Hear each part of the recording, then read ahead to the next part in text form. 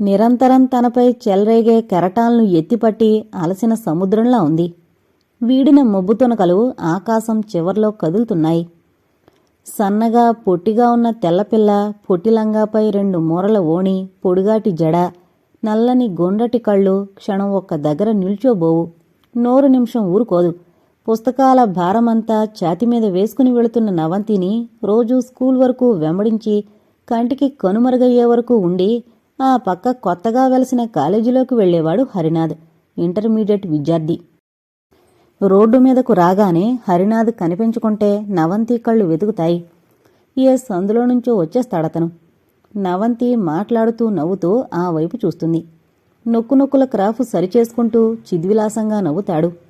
ఆ పలకరింపు నవ్వు నేరుగా గుండెలోకి దూసుకుని పోతుంది. చిన్న హృదయంలో ఏదో గుబులు రేగుతుంది. మొదట చూపులు, తర్వాత నవ్వుల వరకు వచ్చింది. ఆ అబ్బాయి అంటే ఇష్టం కలిగింది. ఇష్టమంటే ప్రేమ? అమ్మో, ప్రేమే. ప్రేమిస్తుంది. ఆ మాట హృదయంలో రహస్యంగా దాచేసింది. చిన్ననాటి స్నేహితురాలు అక్క వసంతకు కూడా తెలియనీలేదు. చిన్నప్పుడు ఇద్దరూ కలిసి ఎన్నో పనులు చేశారు. ఎన్నో రహస్యాలు పంచుకున్నారు. దూరంగా చెట్ల చోటన కూర్చుని సిగరెట్లు తాగారు. సారా అంగడి దగ్గర గులాబన్న చీకులు కాలుస్తుంటే చాటుగా చేయి చాపి అడుక్కునేవారు. మరచెంబులోని సారా తాగి అందులో నీళ్లు పోసేవారు. ఇలాంటివి ఎన్నో చేసి ఎన్నో కబుర్లు చెప్పుకునేవారు. కాని ఈ అబ్బాయి సంగతి చెప్పలేదు వసంతకి. ఎప్పుడూ వసంతి, నవంతి కలిసుండేవారు. ఒక్కటే క్లాసు. హరినాథ్కి నవంతితో మాట్లాడ్డానికి వీలు చిక్కేది కాదు. ఒక్కొక్కసారి నవంతి ఒక్కతే వెళుతున్నా దగ్గరకు వెళ్లి ఏం మాట్లాడాలో హరినాథ్కి తెలిసేది కాదు. కాకపోతే ఎక్కువసార్లు చూసుకునేవారు. వెళ్ళిపోతూ చెయ్యి ఊపేవాడు. అది ఎవరూ చూడకుండా. అలా 2 సంవత్సరాలు గడిచిపోయాయి. నవంతి ప్రేమలో పడేంత వయసులోకొచ్చేసింది. వసంతికి పుస్తకాలు చదవడం అలవాటు. నోట్స్లో పెట్టుకుని ఎలాంటి నవల్లైనా చదువుతుంది. అన్ని రకాల పుస్తకాల నుంచి రామాయణ గాథల వరకు చదువుతుంది. తన లోకం వేరే. ఊహల్లో అన్నీ చూసి అన్నీ అనుభవించినంత తృప్తి, ఏదో నిర్లిప్తత. తనను ఎవరు చూస్తున్నారో ఆ అబ్బాయిల అల్లరి తనకేమీ తెలియనట్లుంటుంది. రత్నాకర్ BA ఫెయిల్ అయ్యాడు. కమలాకర్ SSC ఫెయిల్ అయ్యాడు. మరలా చదవడానికి బద్దకించాడు. ఇప్పుడు సైకిల్ షాప్ తానే చూసుకుంటున్నాడు. సంగీతరావుకి రాత్రుళ్ళు కళ్ళు సరిగ్గా కానరావు. ప్రభావతమ్మ పిల్లలకి వండి పెడుతూ తాను తింటూ కాలం గడిపేస్తోంది. తారకి 20 ఏళ్ల నుండి 2 ఏళ్లయింది. నా కూతుళ్ళు అందమైన వాళ్ళు, కళ్ళకద్దుకుని చేసుకుంటారు, అన్న కొడుకులున్నారు అని ధీమాగా ఉంది ప్రభావతి. మా కొడుకులకు మీసాలు గెడ్డాలు వచ్చాయి, మా మాట వింటారా అమ్మాయి అన్నారు అన్నలు. తారకి ఈ సంవత్సరం పెళ్లి చేసేయాలి అని అనుకుంది. అనుకున్నట్టుగానే తీవ్రంగా ప్రయత్నాలు సాగించింది. వచ్చిన వాళ్లు తారతో పాటు నవంతి, వసంతిల్ని చూసేవారు. పిల్లలు బాగున్నారు అని ముఖం మీదే మెచ్చుకునేవారు. వెళ్లిన తర్వాత ఇంత కట్నం ఇస్తేగాని పెళ్లి జరగదు అని రాసేవారు. డబ్బు కోసం గడ్డి తినే మనుషులు. పిల్ల అందచందాలు, కుటుంబ సాంప్రదాయాలు చూసుకోవడం పైపై మాటలే. ముందు కనిపించేది డబ్బు, ఆ తర్వాతనే తక్కిన విషయాలు. తార బాగా గ్రహించింది. తాను డబ్బు సంపాదించాలి. ఎప్పుడు, ఎలా, అవే ఆలోచనల్లో ఉండేవి.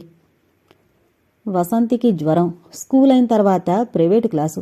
స్కూల్ నుంచి బయటకొచ్చేసరికి సంధ్య చివరి దశలో ఉంది. నవంతి గబగబా వస్తోంది. వెనక అతి దగ్గరలో నవంతి అన్న పిలుపు విని వెనక్కి తిరిగింది. సైకిల్పై ఆ అబ్బాయి అతి మెల్లగా వస్తున్నాడు. ఉద్వేగంతో గుండె ఎక్కువగా కొట్టుకుంది.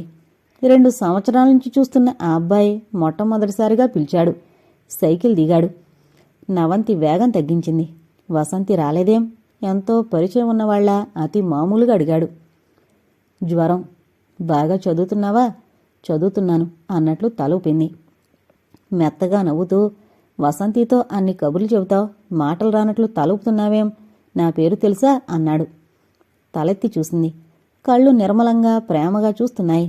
చిన్న నోరు, నవ్వుతున్న అధరాలు, సన్నని మీసాలు. తన పెళ్ళికొడుకు ఇలా ఉండాలి అందంగా. నవంతి చూపుల్లో ఇరుక్కుపోయిన హరినాథ్ సిగ్గుపడుతూ నవంతి అన్నాడు. ఆ కళ్ళు కాంతిగా ఏదో సుందర స్వప్నం చూస్తున్నట్లుగా ఉన్నాయి. గులాబు పెళ్ళికొడుకుల అలంకరణ, తలమీద పూలపాగా, భుజాల కిందుగా పూలమాలలు వేలాడుతున్నాయి. గుర్రం మీద ఊరేగుతూ వచ్చి ఎర్రని దుస్తుల్లో ఉన్న తనను ఎత్తుకుని పోతున్నట్లుగా తన్మయించిపోతూ ఉంది. పెళ్ళికొడుకు భుజం మీద వేసుకునే సమయం కొరకు పెళ్ళికూతురు తల్లిదండ్రులు 1000 కళ్లతో ఎదురుచూస్తూ ఆ దృశ్యం చూసి జన్మ తరించినట్లు భావిస్తారట. దగ్గరగా మరీ దగ్గరగా ఉన్న నవంతిని చూసి నవంతి నవంతి అన్నాడు గెడ్డం పట్టుకుని. అంతలో నవంతి పొక్కుమని నవ్వింది. నా చిన్నప్పుడు రోజుల్లో గులాబీ పెళ్ళికొడుకు రాక్షసుల్లా ఉన్నాడు. ఇలా ఉంటే బాగుండేది. ఎంతో అమాయకంగా గులాబీ మీద దిగులుగా అంది. నవంతి, నన్ను పెళ్లి చేసుకుంటావా? తారక్క పెళ్లి కావాలిగా అంది. తారక్క వసంతిల పెళ్ళయ్యాకే అన్నాడు. అప్పటికి నా చదువు అయిపోతుంది అనుకుంటూ. వారి మధ్యకు గెద్దలా వచ్చి వాలాడు కమలాకర్. ఎవడ్రా నువ్వు మా చెల్లెలతో మాట్లాడుతున్నావు అంటూ కాలర్ పట్టుకున్నాడు. నవంతి హరినాథ్ బెత్తరపోయారు. తేరుకునే లోపల చెంప మీద పేడేలుమని దెబ్బ వేసి, పోరా, మరోసారి నవంతి దోపలో చూశానో ప్రాణం తీస్తా జాగ్రత్త అంటూ తోశాడు. చెంప కందిపోయింది. మరో మాట మాట్లాడక సైకిల్ ఎక్కాడు. పదవే ముండా అని నవంతిని తిట్టాడు. అది విని పళ్ళు బెగబట్టాడు. తిరిగొచ్చి తంతే నేలకు కరుచుకుంటాడు. నవంతిని చూసి వదిలి రాస్కేల్ అని తిట్టుకుంటూ వెళ్లాడు హరినాథ్. ఇంట్లో ఎంతో రాద్ధాంతం జరిగింది. ఎవడేవాడు, ఎందుకు మాట్లాడావు అని బొగ్గలు గిల్లింది ప్రభావతి. కాలితో తడుముకుంటూ మెట్లకొస్తున్న సంగీతరావుకి చెప్పింది. నీ చిన్న కూతురు ఎవన్నో ప్రేమిస్తోంది. కూరుకుంటే లాభం లేదు. పెళ్లి చేయండి పిల్లలకి అని పెద్దగా ఏడ్చింది ప్రభావతి. నిద్రపోతున్నట్లు నటిస్తున్న నవంతితో అంది వసంతి. ఎవరా అబ్బాయి, ఏం పేరు? రోజు మన వెనకాలే వస్తాడే, ఆ అబ్బాయి మాట్లాడాడు ఈరోజు. వసంతి రాలేదేమని. వసంతి గుర్తు తెచ్చుకోవడానికి ప్రయత్నిస్తూ మంచివాడేనా అంది. మంచివాళ్లాగానే ఉన్నాడు. నువ్వు ప్రేమిస్తున్నావా అంది. తారక్క వసంతి పెళ్ళయ్యాక నన్ను చేసుకుంటావా అన్నాడు. పేరేంటి, ఏం చదువుతున్నాడు? పేరు తెలీదు, కాలేజీకి వెళతాడుగా. వీరి రహస్యపు మాటలు విన్న తారకు నవ్వొచ్చింది. కాని కళ్ళు వర్షించాయి. సైకిల్ షాపు నుంచి 11 గంటల వేళ సంగీతరావు హడావిడిగా వచ్చాడు. నేరుగా వంటగదిలోకి వెళ్ళాడు. ప్రభా, తారను చూసుకోవడానికి వస్తున్నారు. మాట ముగించకముందే భరత వైపు చూస్తూ, ఎన్నాళ్టుకో మంచి మాట చెప్పారు అంది భారంగా లేస్తూ. ఇప్పుడు సంగీతరావుకి హిట్లర్ మీసాలు లేవు. తెల్లబడుతుంటే ఆ మీసాలు గొరిగేయండి అంది. ఆ పొద్దున్నే తీసేశాడు. పైకి దువ్విన క్రాఫ్ పలచబడింది. పెదవి వృద్ధాప్యాన్ని సూచిస్తోంది. భర్త ఎలా ఉంటే ఏమీ, ఎలాంటి వాడైనా భార్య మాట కాదని ఎరుగడు. తన మాటే చెల్లింది. లంచం తీసుకోబట్టే కదా మా అందరికీ పెళ్ళిళ్ళు చేశాడు మా నాన్న. మా నాన్నని ఎవరూ పట్టుకోలేదు. మీ అన్న ఇల్లు కట్టినాడు, ఎక్కడిది అంత సొమ్ము అనలేదేం? ముష్టి పాతికి పరతకి జడుసుకుంటారేం అంది. ఉద్యోగం ఊడినా లంచాలకి ప్రోత్సహించిన తనని ఒక్క మాటైనా అనలేదు. లోలోన అతనే కుళ్ళిపోయాడు. ఆప్యాయతతో కళ్ళు చెమర్చగా తుడుచుకుంటూ పాడుపొగ అని పొగను తిడుతూ కాఫీ ఇచ్చింది సంగీతరావుకి. కాఫీ తాగుతూ ఈ సంబంధం కుదురుతుంది, నువ్వు అడ్డు చెప్పుకుంటే అన్నాడు. తార అంతవరకు వారి సంభాషణ వింది. ఆ తర్వాత విందల్చుకోలేదు. డబ్బులేని తనకు, 10 ఏళ్లు ఇంట్లో ఉన్న తనకు నవంతి కోరుకునే పెళ్ళికొడుకు ఎలా వస్తాడు? తన ఇష్టాయిష్టాలతో పనిలేదు. కాలానికి వదిలేసింది తన నిర్ణయాలను ఎప్పుడో. వర్జం పోనిచ్చి వచ్చారు 2 మగవాళ్లు, వారి స్నేహితులు. ఇల్లు అద్దంలా ఉంది, ఆ అమ్మాయిని చూడనక్కర్లేదు అన్నాడు. సన్నగా పొడుగ్గా ఉన్నతను పెళ్ళికొడుకు స్నేహితుడు. కద్దరు పంచే, లాల్చీపై కండువా, ఇది పెళ్ళికొడుకు వేషం. బడి ఎగ్గొట్టున్న నవంతి వసంతి వాళ్ళని చూశారు. ఆ అబ్బాయి కాదు, అతను అంది నవంతి. అంటే పెళ్ళికొడుకు పెద్దగా ఉన్నాడని అర్థం. తారను చూశారు, ఒప్పుకున్నారు. పెళ్ళికొడుకు స్నేహితుడే అన్ని విషయాలు మాట్లాడి కట్నం వద్దన్నాడు. నిజంగా మీరు దేశభక్తులు అని సంగీతరావు పొగిడాడు. తార చూసింది. అతను సౌమ్యంగా ఉన్నాడు. అందగాడు కాదు, ఏ వంకా లేదు. అతను తన భర్త అని అనుకుంటూ అలవాటు పడదామన్నా ఎందుకో మనసు అంగీకరించకుండా ఉంది. ఆ దేశభక్తుడైనా బాగుండేది. అతను కాకూడదా పెళ్ళికొడుకు? అతని చూపులే చురుగ్గా ఉన్నాయి. అసలు పెళ్లి చూపులకు వచ్చిన అతని చూపులు చల్లగా ఉన్నాయి. మనిషి గాంభీర్యంగా ఉన్నాడు. ఆస్తిపరుడే, వెనక ముందు ఎవరూ లేరట. ఆ సమయంలో రతన్ జ్ఞాపకానికొచ్చాడు. ఒళ్ళు జల్లుమంది. రతన్ ఎంతయ్యాడో, మీసాలొచ్చుంటాయా లేదా, గులాబ్ ఎలా ఉందో. ఒక్కసారి పెళ్లికి ముందు వెళ్లి చూసొస్తే బావుండనిపించింది. పెళ్ళంటే ఎన్నో ఊహించింది నవంతి. ఎన్నో వేడుకలు సాంగత్యాలతో సంబరంగా గడిపేయొచ్చు అని తలచిన నవంతికి నిరాశ ఎదురైంది. పెళ్ళికొడుకు వెనకాల కారులో కూర్చుని ఊరేగాలని, బావగారిని ఆట పట్టించాలని అనుకుంది. ఏ ఒక్కటీ జరగలేదు. తారకు కాదు అన్యాయం, తనకి జరిగినట్టుగా వెక్కి వెక్కి ఏడ్చింది తార ఒళ్ళో పడుకొని. కొత్త పెళ్లికూతురు తార ఒదిగి ఒక మూల కూర్చోలేదు. మంగళసూత్రాలున్న పసుపుతాడు బయటకొస్తే అతి మామూలుగా జాకెట్లోకి నెట్టి ఇంటి పనుల్లో మునిగిపోయింది. పెళ్లికొచ్చిన బంధువులు, పెళ్ళికొడుకు తరపు వచ్చింది అందరూ స్నేహితులే, రాజకీయపు స్నేహితులు. వాళ్లున్నంతసేపు మరో ప్రపంచంలో ఉన్నట్లనిపించింది. దేశ పరిస్థితి, కరువు కాటకాలు, నాయకులు, మంత్రులు ఎన్నో దొర్లిపోయాయి వారి సంభాషణల్లో. హిందూ దేశం గురించే కాక ఇతర దేశాల గురించి చెప్పుకున్నారు. ఇరుగు పొరుగు వారి గురించి అమ్మలక్కలు ముచ్చటించుకుంటున్నట్లు. పెళ్లైన రోజు మధ్యాహ్నం భోజనాలు ముగించుకుని దంపతులను ఆశీర్వదించి రైలెక్కి మద్రాసుకు, హైదరాబాదులకు వెళ్లిపోయారు. వారి మాటలు విన్నాక నవంతి, వసంతిలకు స్వాతంత్రం వచ్చిన రోజు గుర్తుకొచ్చింది చాలా రోజుల తర్వాత. కలెక్టర్ ఆఫీసులో పెద్ద పెద్ద లడ్లు పంచిపెట్టారు. ఆ గుంపులో లడ్లు పంచిపెడుతుంటే 2 చేతులు చాపి 2 లడ్లు అందుకొని పొరుగున గుంపులో నుంచి బయటకొచ్చింది. నవంతికి 2 లడ్లు చూపిస్తూ స్వతంత్రం బాగుంది కదూ అంది వసంతి. ఇన్నాళ్లకి ఆ రోజు గుర్తుకొచ్చింది. ఇదే మనిల్లు అన్నారు సుదర్శనం గారు పెట్టే బెడ్డింగు లోన చేరుస్తూ. కుడికాలు ముందు పెట్టమని చెప్పేవారు ఎవరూ లేరు. అంతవరకు ఇంటిని కనిపెట్టుకున్న ముసలమ్మ బిక్కుబిక్కుమని చూస్తోంది స్తంభం చాటునుంచి. కావమ్మా, వేణిళ్ళున్నాయా అని ఆమెను పలకరించారు. ఉన్నాయి బాబు అంది ఏవలకొచ్చి. నున్నగా దువ్విన ముడి చెవిపక్క వెంట్రుకల పాయలో దోపింది. రవిక లేదు. పైట చెదిరి ఇరుపక్కల నగ్న శరీరం కనిపిస్తోంది. పైట మెడమీద నుంచి ముందుకు తీసి ముందు కుచ్చిళ్ళు అంచు పైకి ఎగదోపింది, పంచెని ఎగదోసి పెట్టుకున్నట్లు. రామ్మా రా అంటూ లోనికి తీసుకువెళ్లి నీళ్లగది చూపించింది.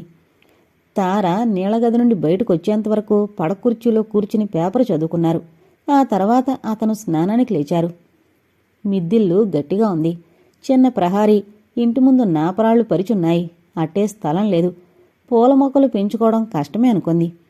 పక్కన సందుంది, అక్కడ మాత్రం గచ్చులేదు. గోడలకే అలమరాలు బిగించున్నాయి. హాలుకి ఇరుపక్కల వరుసగా గదులున్నాయి. సామాను మాత్రం లేదు. వంటగదిలోకెళ్ళింది. కావమ్మ పాలు పొంగించి దింపుతూ ఉంది. ఎత్తిపోయి నుంచుని వంట చేసుకోవాలి. వంటగది పక్కన స్నానాల గదికి 2 ద్వారాలున్నాయి. ఇందాక తాను గమనించనేలేదు. అటక మీద ఎత్తడి సామానుంది. వంటగది పక్కనున్న గది తలుపు తీస్తూ స్టోర్ రూమ్ అని చెప్పింది కావమ్మ. అన్ని రకాల ధాన్యాలు ఉన్నట్లు గుర్తించింది. పెళ్లికొచ్చిన వాళ్ళెవరో అడిగారు ఆయన ఏ పని చేస్తారని. యూనియన్ ప్రెసిడెంటు అని చెప్పారు. ఆయన తరపు వాళ్ళెవరో.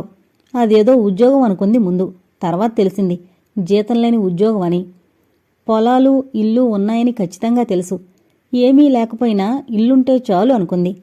వంటగదికి అతి దగ్గరగా బావి, అది 2వ కోరిక. ఇంట్లో బావుండాలని. నీటి కోసం మరొకరి ఇంటికి, మరొకరి దగ్గరికి పోవడం ఇష్టం లేదు.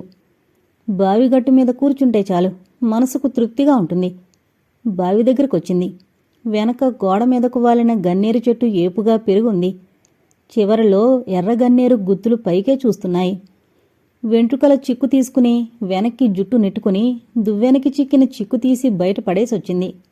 అమ్మాయి, పాలు తాగుతావా అని ఎదురొచ్చింది కావమ్మ. వద్దు అనపోయింది. ప్రయాణం చేసి అలసిపోయింది. ఆకలిగానే ఉంది. తల ఊపింది. పొడిగాటి ఎత్తడి గ్లాసు నిండా ఇచ్చింది. చిక్కగా తీయగా ఉన్నాయి. తాగుతూ బయటకు చూసింది ఆయన తీసుకున్నారో లేదోనని. కావమ్మ నవ్వుతూ యూనియన్ ఆఫీసుకు వెళ్లాడు అంది. ముక్కుతో మాట్లాడుతుంది. ఆ మాటలు త్వరగా అర్థం చేసుకోవడం కష్టంగానే ఉంది. పంచలోకొచ్చింది. ఇల్లు రోడ్డు పక్కనే. ఇంటి ముందు కాస్త దూరంలో ముడుచుకున్న మనిషిలా పెద్దిల్లు కనిపించింది. తన వెనకాలే ఉన్న కావమ్మనడిగింది ఆ ఇల్లు ఎవరిది అని. పోస్టాఫీసు అంది. ఇంటి పక్కన సత్రంలాంటి పెంకుటిల్లుంది. మనుషుల అలికిడి లేదు. మరీ దగ్గరలో ఇళ్లు లేవు. డాబాపైకి వెళ్ళింది. చేరువలో పెద్ద ప్రహారీ, లోపల వృక్షాలు, వాటి మధ్య ఉన్న కట్టడాలు చూస్తుంటే ఇండ్లలా లేవు. ఆఫీసులో ఆస్పత్రి అనుకుంది. మిషన్ ఆస్పత్రి అని చెప్పింది కావమ్మ. పెద్ద గేటు, గేటు ముందు బడ్డీలు, మరో పొడుగాటి పసుపచ్చ మేడం చూపిస్తూ అదే యూనియన్ ఆఫీసు అంది. ఆఫీస్ ముందు ఎర్రజెండా కొడవలి గుర్తు వేసున్నాయి. ఈయన కమ్యూనిస్టు పార్టీ అన్నమాట. అందుకే అంత నిరాడంబరంగా ఉన్నారు. మనిషి మీద నమ్మకం ఉండాలి గాని దండలు మార్చుకుంటే చాలు, గుడిదాకా వెళ్ళనవసరం లేదన్నారు. గుళ్ళో పెళ్లి చేయాలంటే మరి కాదనలేదు. తన అభిప్రాయాలు చెప్తారే కాని అవతల వాళ్ళు చేశారా లేదా అని పట్టించుకోరు. అతని స్వభావం బాగుంది. కాని మరేదో ఉంది, ఇది అని తెలుసుకోలేంది. కొత్త పెళ్లి కూతుని చూసి చలించినట్లుగాని, భార్య అందచందాలు చూస్తున్నట్లుగాని అసలు ఆడదాని మీద ఆసక్తి ఉన్నట్లు కనపరచలేదు. చూపుల్లో కూడా ఆడదానికి అతి అందచందాలు ఉండకూడదు. ఏదో ఒక వంకరుండాలని కోరింది కన్నికమ్మ. కాని అష్టవంకర్ల ఆడది పోతుంటే చూడనివాడు ఉండడు. కోతికి చీర కట్టినా చూసి ఆనందించే మగవారి చూపులు తెలుసుకున్న తారకు భర్త ప్రవర్తన ఆశ్చర్యంగా ఉంది. ఏకాంతం కోరుకునే సమయంలో పార్టీ విషయాలు మాట్లాడుకోవడానికి వెళ్లారు. ఆ ఊరిలో ఒక సినిమా హాల్ ఉన్నట్టు ఆ ఊరి విషయాలు చెప్పింది కావమ్మ. భర్త చిన్నప్పుడే పోయాడని, వయసులో ఉన్న వాళ్ల ఆచారం ప్రకారం రవిక వేసుకోరని చెప్పింది. అక్షరజ్ఞానం లేకపోయినా ముక్కుతో మాట్లాడుతున్నా మధ్య మధ్య ఇంగ్లీష్ పదాలు వాడుతోంది. సుదర్శనం బాబుకి ముందు వాళ్లమ్మ పాలు పోసేది. బాబుగారు మంచివాడు, ఆడదిక్కే లేదు. ఇల్లు కనిపెట్టుకుని ఉండేవాళ్లు అమ్మ కూతుళ్ళు. కావమ్మ తల్లి చనిపోయి 5వ ఏడు అని చెప్పింది. కావమ్మ చెప్పే వింటూ ఊ కొడుతున్న మనసు ఇంటిమీదుంది. తల్లి ఏడుస్తూ మంచం దిగనేలేదు. నవంతి, వసంతి గోడకి కరుచుకుపోయారు. నాన్న ముందే షాపుకు వెళ్ళిపోయారు. సైకిళ్లు బాగా పాతబడిపోయాయి. బాడుగా రావడం పడిపోయింది. మొదట్లో సంచి నిండా చిల్లరతో వచ్చేవారు. ఇప్పుడు రోజుకు 10, 5లోకి దిగింది. చుట్టూ కొత్త సైకిళ్ల షాపులు వెలిశాయి. పోటీ ఎక్కువైంది. అమ్మొక్కతే ఎలా పనిచేసుకుంటుందో. నవంతి ప్రేమలో పడింది. దానికి బాడీ గార్డు కమలాకర్. వాళ్ల జీవితాలు ఎలా సాగుతాయో, తన జీవితమేమిటో తనకి తెలిసిపోయినట్లు అనిపించింది. వాళ్లతో మరో అంకం ప్రారంభమైంది. అంతం కూడా ఊహించగలదు. ఈ ఇంట్లో తాను వెలుతురుతో లేవడం, దినచర్య ప్రారంభించి వంట, వార్పు, స్నానాలు, తిండి, నిద్ర. పుట్టుకొస్తే వాళ్ళని పెంచి పెద్ద చేయడం. ముసల్తనం వచ్చేస్తుంది. శరీరం మారిపోతుంది. ఆ తర్వాత ఎండుటాకులా రాలిపోవడం. ఇంతేగా జీవితం. అమ్మమ్మ చేసింది ఇంతే, అమ్మ చేస్తోంది ఇంతే, తాను చేయబోయేది అంతే. సంసారపు ఒడిదుడుకులకు తట్టుకుంటూ నవ్వొచ్చినప్పుడు నవ్వడం, దుఃఖంలో ఏడవడం. భర్త దొరికేంతవరకు అది ఓ క్విజ్. 100 జీవితం ఎప్పుడైనా ఏ క్షణాన్నైనా అంతం కావచ్చు. అది తెలిసిన విషయమే. మనిషి బ్రతుకు ఎంత సింపుల్. మనస్సుకు ఆ విధంగా ఊరట కలిగించుకుని మేడ దిగింది. దీపాలు వెలిగించారు. సుదర్శన్ గారు ఇంకా రాలేదు. వన్నం తినేసేయ్, ఎప్పుడొస్తారో ఏమో అంది తలుపుకు చేరగలబడి. తింటే తాను అంత తిని కునుకు తీయవచ్చు అన్న తలంపుతో కావమ్మ. కొత్తింట్లో పీట వాల్చుకుని పళ్ళెం ముందు కూర్చుంటే మనసు భారమైంది. దోసకాయ పప్పు, దొండకాయ వేపుడు చాలా రుచిగా ఉంది. ఆ రెంటి కలయిక. మేగడ పెరుగు వంచితే రాలేదు. చేయి పట్టి కావమ్మ వేయబోతే వారించి గరిటతో వేసుకుంది. కావమ్మ వంట రుచిగానే చేసింది. కాని కూరలు, అన్నం చేత్తో వడ్డిస్తుంటే వద్దు అని చెప్పలేకపోయింది. మెల్లిగా చెప్పొచ్చు. మొదటి రోజు చెబితే అర్థం చేసుకోలేక మనసు నొచ్చుకుంటుందేమోనని ఊరుకుంది. వెన్ను మంచానికి ఆనుకోగానే కన్నులు మూతలు పడ్డాయి. చర్చి గంటలు వినవచ్చాయి. ఆ తర్వాత కచేరీలో 5 గంటలు కొట్టడం లెక్కపెట్టింది తార. 1-2 గంటలు మత్తుగా నిద్రపోయింది. ఆ తర్వాత మెలకువగా ఉండిపోయింది. ఏ క్షణాన సుదర్శనం గారు వస్తారో అని. గడపలో కావమ్మ పడుకుంది. ఇక రారు అని అనుకున్న క్షణంలోనే నిద్రపట్టేసింది. సూర్యుడు బాగా పైకొచ్చిన తర్వాత మేల్కొంది. తార లేచొచ్చేటప్పటికీ తాను చేయడానికి ఏ పని మిగిలుండేది కాదు. వేళకు భోజనం చేయడం, ఏదో పుస్తకం ముందేసుకుని కూర్చునేది. ఇంట్లో ఏవో పాత నవలలు 1-2 తప్పితే అన్నీ కమ్యూనిస్టు పుస్తకాలు, రాజకీయ పత్రికలు, పాంప్లెట్స్ అలమరా నిండా ఉన్నాయి. సుదర్శన్ గారికి పార్టీ పిచ్చి బాగా తలకెక్కిందని గ్రహించింది. తనకో ఇల్లుంది కనుక ఓ ఆడది ఉండాలనుకున్నారు. ఆడదంటే ప్రత్యేక ఆకర్షణ ఉన్నట్లు లేదు. మొదటి రోజే గ్రహించింది. లేని దాని కొరకేడ్చే స్వభావం కాదు తంది. ఉన్న జీవితంతో సరిపెట్టుకోవడం అలవాటే. ఎప్పుడూ తన ఎదుటున్న చెల్లెళ్ళు, తమ్ముళ్ళు, తల్లి, తండ్రి గురించి బాధపడేది. చిన్నప్పుడే వాళ్ల కొరకు కూలిపని చేసింది. అవసరమైతే వ్యభిచారం కూడా చేసేదేమో. ఆ అవసరం రానందుకు భగవంతునికి కృతజ్ఞతలు తెలుపుకునేది. మనసు ఎదుట పుస్తకాల మీద లగ్నం చేసినా అందులో ఒకటే అర్థం కాలేదు. సోషలిస్టు సిద్ధాంతం, శాస్త్రీయ సోషలిజం, ఆ పేపర్లన్నీ అయోమయంగా ఉన్నాయి. బుర్రలో దూరింది కొన్ని వాక్యాలు మాత్రమే. కమ్యూనిజం దాని సిద్ధాంతాలు అన్న పుస్తకం ప్రారంభించింది. కారల్ మార్క్స్ అతని తండ్రి ప్రఖ్యాత లాయర్, ఏంగెల్స్ పెద్ద పారిశ్రామికవేత్త కుమారుడు. గొప్ప కుటుంబాల్లో జన్మించిన పారిశ్రామిక వర్గంలోని కష్టసుఖాలు తెలుసుకుని వారి కొరకు శ్రమించిన విధం తారను ఆకట్టుకుంది. మార్క్స్, ఏంగెల్స్ మొట్టమొదటిసారిగా మానవజాతి చరిత్రను ఒక నియమబద్ధమైన పరిణామక్రమంగా అవలోకించారు. మానవుణ్ణి మానవుడు దోచుకునే పద్ధతి శాశ్వతంగా రద్దు చేయాలన్నారు. ప్రతి వ్యక్తి నుంచి శక్తికి తగిన పని, పనికి తగ్గ ప్రతిఫలం కమ్యూనిజంలో ప్రధాన సూత్రం. 100 సంవత్సరాల క్రితం ప్రారంభమయ్యాయి ఆ సూత్రాలు. ఇప్పుడు ప్రజాస్వామ్యంలోకి అమల్లో ఉన్నాయి అని తలచింది తార. ప్రపంచంలో సొంత ఆస్తి, వర్గాలు, రాజ్యాంగ యంత్రం ఎందువల్ల ఉద్భవించాయో శాస్త్రజ్ఞులు చెప్పలేకపోయారు. చాలామంది అవి సహజం, శాశ్వతమైనవి అన్నారు. సహజమూ కాదు, శాశ్వతమూ కాదు, మానవుడు చేతులారా తెచ్చిపెట్టుకున్నాడు. అసలు బానిసత్వం మనిషిలోనే పుట్టింది. ఎవరంతలు వారు స్వేచ్ఛగా జీవిస్తూ తగాదాలు జరిగినప్పుడు మతకర్త వారికి తీర్పులు చెబుతుండేవాడు. అలాంటి స్వేచ్ఛాజీవులు తమకొక నాయకుడు కావాలనుకున్నారు. తర్వాత వారిని పాలించుటకు రాజు కావాలనుకున్నారు. అలా అనుకున్న వారిలో ఇజ్రాయేలీలు ప్రత్యక్ష సాక్షులు. రాజు పాలన ఎలా ఉంటుందో యెహోవా దేవుడు సుమాయేలు ద్వారా చెప్పించారు. మీ కుమారులు అతని రథములను తోలించును, రథముల ముందర పరిగెత్తుదురు, అతని గుర్రములను కాపాడుదురు, సైన్యముగా నియమింపబడుదురు. మీ మట్టుకు మీరు దాసులగుదురు, మీ కుమార్తెలు పనిగద్దెలగుదురు. పొలంలోనివి, మీ తోటలోనివి శ్రేష్టమైనవి అతను తీసుకొంటాడు అని ప్రవక్త ద్వారా చెప్పినను వారు మూర్ఖంగా రాజు కావాలి అని తమపై రాజును తెచ్చిపెట్టుకున్నారు. అలాంటి రాజులు, అతని అనుచరులు సొంత ఆస్తిని సంపాదించుకుంటూ కుక్కగొడుగుల్లా ప్రబలిపోయారు. మనుష్యుడు బరువైన బంగారానికి, రాళ్ల వంటి రత్నాలకి ఎందుకంత విలువిచ్చి వాటికి తల వంచుతాడో తారకు అర్థం కాదు. భగవంతుడికి తనకు తానుగా లొంగిపోతాడు. ఒకడికి డబ్బుంటే వాడు తిని వాడు అనుభవిస్తాడు. వాడిని గౌరవించి తనను తాను కించపరుచుకుంటాడు. కారులో వచ్చిన అతిథిని ఒకలాగా, కాలినడకనొచ్చిన అతిథిని మరొకలాగా చూడ్డం ఎప్పుడు మారుస్తాడో అప్పుడే ఒక మెట్టు పైకి పోతాడు మనిషి. అగ్రజాతివాణ్ణి చూసి వంగి వంగి దూరం పోకూడదు. ఎదుటివాడికి లేనిదేదో తనకున్నదన్న అహం అతనికే ఇచ్చినట్లవుతుంది. లేనిపోని ఆశలకు వెళ్ళినప్పుడే బానిసత్వం అంటుకుంటుంది. అందరికంటే స్వేచ్ఛాజీవి కూలి. ఇష్టముంటే పనిచేస్తాడు, లేదా హాయిగా ముడుచుకుని పడుకుంటాడు. ఎవరి నిర్బంధం లేదు. అవసరం బట్టి పనిచేస్తాడు, కష్టం బట్టి ప్రతిఫలం తెచ్చుకుంటాడు. తార ఆలోచనలు ఓ తీరుతెన్నుల్లేక నడిచాయి. తాను గుడిసెలవారితో జీవితం గడిపింది. ఎందుకక్కడ బేదతనం, మురికి గూడు కట్టుకున్నాయో ఆలోచించేది. జ్ఞానదీప్తిని వారి వద్దకు తీసుకురావాలి. అప్పుడు వారి అవసరాలేమిటి, వారున్న స్థితి ఏమిటో ఆలోచించుకునే శక్తి వారికి ఎప్పుడూ కలుగుతుంది. సంవత్సరానికో పిల్లని కని పెంచడం సులభమా? ఇంటి ముందు వెనక జాగాలో ఫలితాన్నిచ్చే మొక్కలను, చెట్లను పెంచడం సులభమా? తెలుసుకోగలుగుతారు. సంపాదించిన 10 రూపాయల్లో 5 రూపాయల వరకు తాగుడుకు ఖర్చు చేయడం కంటే శుభ్రమైన బట్ట పిల్లలకు ఇవ్వగలుగుతారని గ్రహింపు చేసుకుంటారు.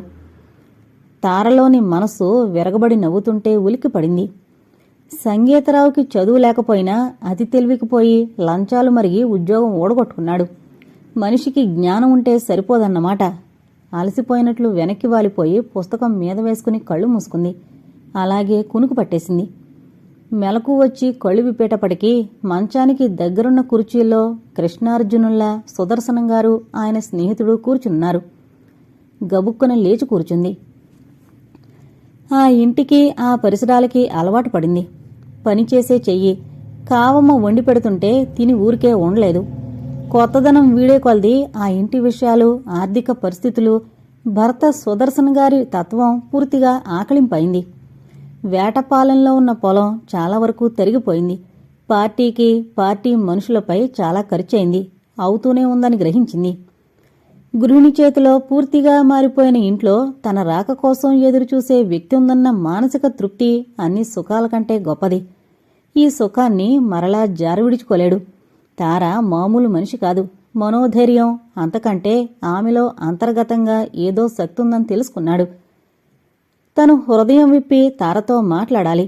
శరీర దౌర్బల్యం ఆమె అర్థం చేసుకోగలదని తలచాడు.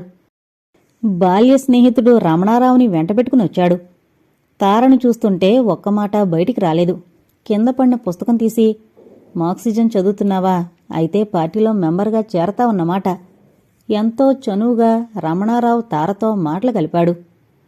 అవునవును, బాగా గుర్తు చేసావు. తారా, ఓ గంటలో బయలుదేరు, ఆఫీస్కి వెళదాం, మెంబర్షిప్ ఫారం రాద్దువు అంటూ పైకి లేచాడు సుదర్శన్.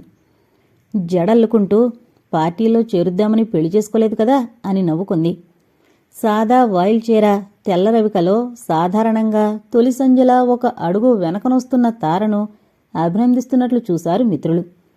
కొత్త పెళ్లికూతురు మొదటిసారిగా ఇంట్లో నుంచి బయటకొచ్చింది. పొట్టుచీర కట్టి చంద్రహారం వేసుకుంటుందని తలచాడు రమణారావు. అతను సంసారి. ఆడవాళ్ల విషయాలు, వారి కోరికలు, హావభావాలు బాగా ఎరుగున్నాడు. పెళ్ళైనా ఇంకా కన్నిగానే ఉంది. అదే జీవితం అనుకుంటున్న ఆమె అమాయకురాలైనా మహాజ్ఞానైనా అయి ఉండాలి. పచ్చని మేడ, కింద భాగంలో పచారీ కొట్టు, మేడపైన వరుస గదుల్లో ఆసుపత్రికి వచ్చిన వాళ్లు అద్దెకుంటున్నారు. చుట్టుపక్కల పేరు మోసిన మిషన్ ఆసుపత్రది. ఏ జబ్బుకైనా అక్కడికి రావలసిందే. 5 రోజులున్నా 10 రోజులున్నా నెలద్దె ఇవ్వవలసిందే. ఆ చుట్టుపక్కల అద్దెండ్లు బాగా గిట్టుబాటుగా ఉంటాయని గ్రహించింది తార. పక్కన మెట్లు పైకి వెళ్లారు. మొదటి గది ఆఫీసు. ఒక టేబుల్, 2 కుర్చీలు. ఈ గోడలకి పొడుగాటి బల్లలు ఇరువైపులా ఉన్నాయి. కుర్చీల్లో కూర్చున్న నల్లగా సామాన్యంగా ఉన్న వ్యక్తి ప్రశ్నార్థకంగా చూస్తుంటే, రాజుగారు, నా భార్య తార అని పరిచయం చేశాడు. నమస్కారం, కూర్చోమ్మా అన్నాడు. అతని స్వరం మనిషి కంటే మెత్తగా ఉంది. మానవజాతిపై అతనికున్న జాలంతా ఆ కళ్ళల్లో చూడొచ్చు. రమణారావు మరో బెంచీపై అలసిపోయినట్లు కూర్చున్నాడు. ద్వారం నుంచే పరిచయం చేసి సుదర్శన్ పక్క గదిలోకి వెళ్లాడు. రాజుగారు, తార మెంబర్గా చేరుతుంది, సంతకం చేయించండి. బడిలోకి కొత్త అమ్మాయి వచ్చినంత సంబరంగా ఉంది. అతని స్వరం అంతంత మీసాలు పెట్టుకుని పంచికట్లో ఉన్న అతనిలో పసితనం కనిపించింది. టేబుల్ సొరుగులో నుంచి ఏదో పుస్తకం తీస్తూ, తొందరేం, కొన్ని రోజులు ఆఫీసుకు రామ్మా, కొంత పని చూశాకనే చేరొచ్చు. అతని వైపు కృతజ్ఞతగా చూసింది. ఏవో కొన్ని చిన్న పుస్తకాలు తారకిచ్చాడు. తార అందుకొని అలాగే బయటకొచ్చింది. ఆ మేడకు ఎడంపక్క మరో మిద్దిల్లు. దానిపై కాంగ్రెసు జెండా ఉంది. ఆ వైపుకి నడుస్తూ పక్క గదిలోకి అప్రయత్నంగా చూసింది. నేలపై కొందరు, చాపలపై కొందరు పడుకునున్నారు. గది అసహ్యంగా ఉందని ఒక్క చూపులోనే గ్రహించింది. చాపపై కూర్చున్న సుదర్శన్ పైకి లేచి బయటకొచ్చాడు. పోదామా అంది. వెళుతున్న తారను పడుకున్నవాళ్లు, కూర్చున్నవాళ్లు లేచి ఆసక్తిగా చూశారు. తలదించుకున్న తార కొనుకొనుకుల నుండి వారిని చూసింది. ఆ ఒక్క చూపులోనే వాళ్లందరూ తాగుబూతులే కాక సోమరులు అని కూడా చదివేసింది. దీక్షాబద్ధులైన పార్టీ సభ్యులుగా కనిపించలేదు. రాజుగారిని చూస్తే చాలు సోదర సభ్యుల పట్ల, పీడిత ప్రజలపైనేగాక మానవులందరి మీద ఆప్యాయతున్నట్లు తెలుస్తోంది. సుదర్శన్కి పార్టీ మీద అమిత ప్రేమాభిమానాలున్నాయి. ప్రజల కోసం అనేకంటే పార్టీలంటే ప్రాణాలు విడుస్తాడు. రమణారావు గారిలో ఆ పట్టుదల, దీక్ష లోపించింది. ఏదో యాదృచ్ఛికంగా తన స్నేహితుల వలనో, పరిసరాల ప్రభావం వల్లనో, తల్లిదండ్రులు ఏ దేవుణ్ణి పూజిస్తే పిల్లలు అదే మతం అవలంబించినట్లు పార్టీలో ఆవేశ కావేశాలు లేనట్లుంటాడు.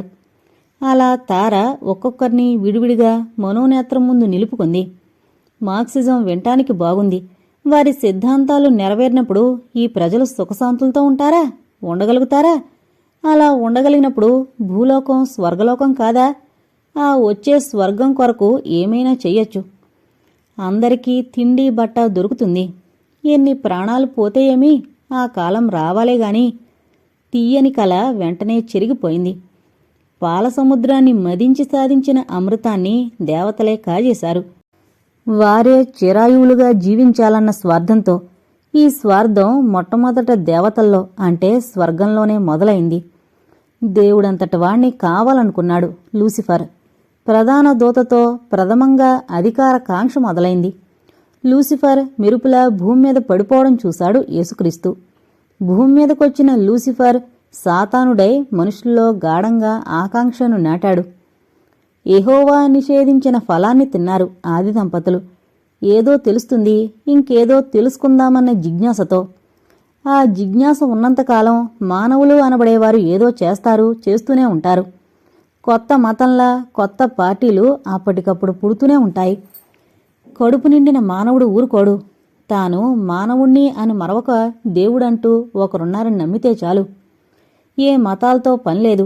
పుణ్యపురుషులు చెప్పిన నీతి సూత్రాలు పాటిస్తే చాలు. ఏ పార్టీలు అవసరం లేదు. అహం, మమకారం వదులుకుంటే ఏకంగా పుణ్యలోకాలకే పోతాం. మరో జన్మంటూ ఉండదు. దీర్ఘాలోచనలో ఉన్న నయనతారను సుదర్శన్ పలకరించలేదు.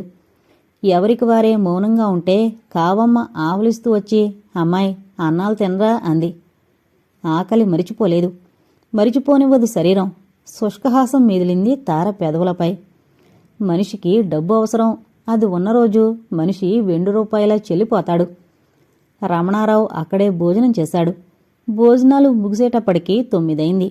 ఒక్కపొడి వేసుకుంటున్న రమణారావుతో ఆఫీసుకు వెళుతున్నాను అన్నాడు సుదర్శనం. మరి కాస్త చేతుల్లోకి వేసుకుంటూ పైకి లేస్తున్న రమణారావుని వారిస్తూ కూర్చోబెట్టి, తార ఒంటరిగా ఉంది, నువ్వు ఉండు అన్నాడు. గదిలోకొస్తున్న తార ఆ మాట విని అక్కడే ఆగిపోయింది. తార చూపులకి కుచించుపోతున్నట్లు తల వంచుకున్నాడు. రమణారావు భుజం మీదన్న సుదర్శన్ చెయ్యి బరువనిపించింది. సుదర్శన్ వెళ్ళిపోయారు. వెళ్లేటప్పుడు అతి మెల్లగా కావమ్మకేదో చెప్పాడు. కావమ్మ తన పడక వంటింటి ముందే పరుచుకుంది.